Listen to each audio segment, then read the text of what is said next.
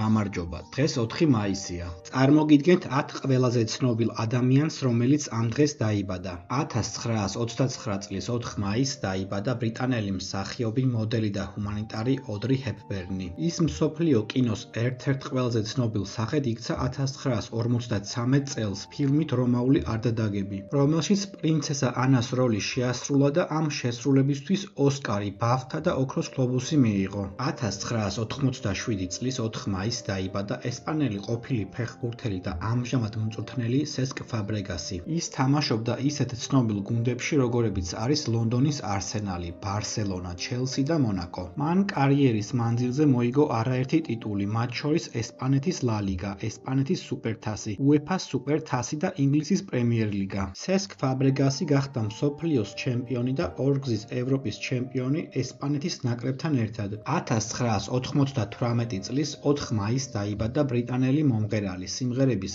ავტორი და მულტი-ინსტრუმენტალისტი ალექსანდერ ჯეიმს ოკონორი. 1986 წლის 4 მაისს დაიბადა ამერიკელი კალათბურთელი ჯორჯ ჰილი. მან NBA-ში გაატარა 15 სეზონი და ამჟამად არის თავისუფალი აგენტი. 1988 წლის 4 მაისს დაიბადა ბელგიელი ფეხბურთელი რაჯა ნაინგოლანი. ის გახდა იტალიის ჩემპიონი მილანის ინტერთან ერთად 2021 წელს.